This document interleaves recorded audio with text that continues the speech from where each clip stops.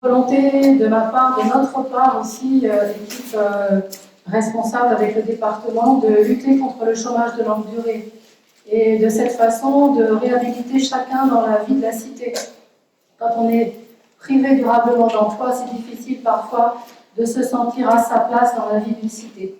Donc le premier succès pour nous, ça a été d'emmener des personnes privées durablement d'emploi qui nous ont fait confiance, de les emmener dans ce projet et sur une durée assez longue avant que la deuxième loi d'expérimentation ne soit votée. Donc on est parti dès 2017 et on a attendu 2021 pour qu'on soit assuré que nous allions être un territoire qui aurait le droit d'expérimenter. Donc on a obtenu ce droit en décembre 2021. Je vais passer dessus parce que je vais avoir trop d'émotions encore. Une place pour chacun dans la vie de la cité, c'est aussi une aventure collective. Et ça a été quelque chose de formidable à vivre dès le départ pour ceux qui se sont engagés, les premiers salariés, enfin les premières personnes privées durablement d'emploi, aujourd'hui salariés. Je les reconnais, je les connais un petit peu plus que les nouveaux salariés puisqu'on a bourlingué ensemble pendant 3-4 ans, mais on a vécu une sacrée aventure collective et ça c'est inoubliable. Un territoire gagnant, c'est le nôtre, parce qu'on a su travailler ensemble et emmener bien d'autres partenaires autour de nous, des partenaires qui ont porté attention à notre projet. Et puis dire aussi tout le remerciement, toute la reconnaissance que nous devons à nos partenaires. On a cité Jean-Paul, premier rendez-vous en mairie, quand j'ai parlé à Jean-Paul, on ne l'appelait pas Espacea. On disait encore le nom générique. Est-ce que tu veux bien t'embarquer avec nous? On a besoin d'un regard d'un chef d'entreprise qui a un peu de temps. Alors, Madame Asto à côté a bien voulu laisser encore son mari partir sur cette aventure. D'autres entrepreneurs, j'ai salué M. Joulin tout à l'heure, et d'autres entrepreneurs, je vais forcément en oublier, mais parmi lesquels ils ont tout de suite adhéré, ils nous ont fait confiance. Et on a besoin d'avoir la confiance les uns et les autres à un moment dans sa vie des autres. Donc là, c'était quand même très audacieux de dire je vais donner du temps alors qu'on ne savait pas trop aussi qu'est-ce qu'elle allait donner cette équipe, et puis comment ils allaient s'y prendre, et puis comment tout ça allait se terminer au niveau national. Donc il faut quand même être reconnaissant, toujours se rappeler d'où l'on part, avec qui l'on part et savoir les remercier. Et je remercie Paul aussi présent, Paul Longat, qui a pris une part active au premier mandat en tant que premier adjoint, qui a donc connu les premiers pas de ce projet, qui, là aussi, avec l'équipe municipale et Sylvie Morand, ici présente, soutenu. Donc, l'équipe municipale a pu s'engager auprès du département pour être candidate. Et bien sûr qu'aujourd'hui, on ne le regrette pas.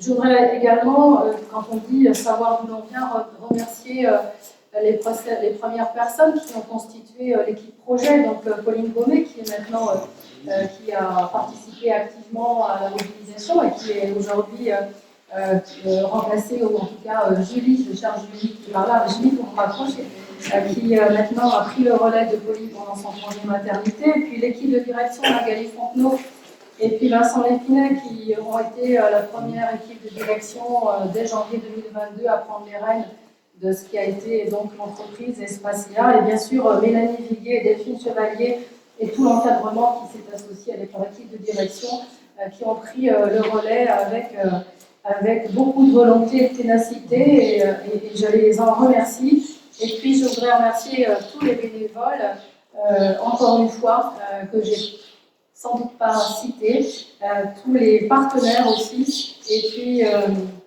vous dire, voilà, j'espère qu'on va pouvoir développer cette entreprise, qu'elle va bien prendre sa place. Maintenant, je dirais que, je ne vais pas dire c'est à vous de jouer, mais en tout cas, c'est à vous, salariés, de prendre votre place, de prendre conscience de la chance que nous avons en Loire-Atlantique, d'être sans doute, voilà, de dire simplement, une première entreprise qui a le droit d'expérimenter. On a un petit peu un devoir d'exemple. On a un devoir aussi par rapport à l'expérimentation de dire, vous voyez, on peut renverser la logique dans une société, et puis si on s'en donne la peine, on peut apporter cette preuve. Donc on a 3-4 ans, le temps passe vite, on a 6 ans d'expérimentation, mais les compteurs tournent déjà.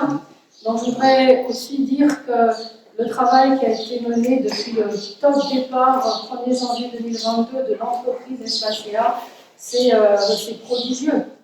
Bien sûr que personne n'y est arrivé tout seul, c'est l'effet collectif qui a permis d'arriver à ce premier atelier de démantèlement. Je remercie le propriétaire qui a bien voulu nous accepter et d'accepter de voir cet espace avoir une nouvelle vie. Mais vous voyez tout ce cheminement en un an qui a été prodigieux. Donc voilà, je ne voudrais pas être plus long, on a beaucoup à découvrir avec ce que vous avez concocté dans l'équipe. Je regarde tout le monde de manière circulaire parce que vous avez tous pris une part importante à l'organisation de cette porte ouverte. Et on va découvrir maintenant plus en détail. Alors vraiment bravo à vous tous, et puis je serai toujours de très très impliquée et je ferai ma part aussi pour qu'on puisse continuer à accompagner Spacea, s'agrandir et à développer les activités qu'elle avait inscrites dans son projet. Et on voit que ces activités ont un sens, puisqu'elles s'inscrivent aujourd'hui dans une loi aussi, celle du réemploi, ne pas jeter, mais réemployer. Donc on a en plus un beau projet qui a du sens pour la société. Donc eh bien, j'espère qu'on saura relever le défi, mais je n'ai pas de doute là-dessus, je sais qu'on pourra compter sur chacun d'entre nous. Merci à tous.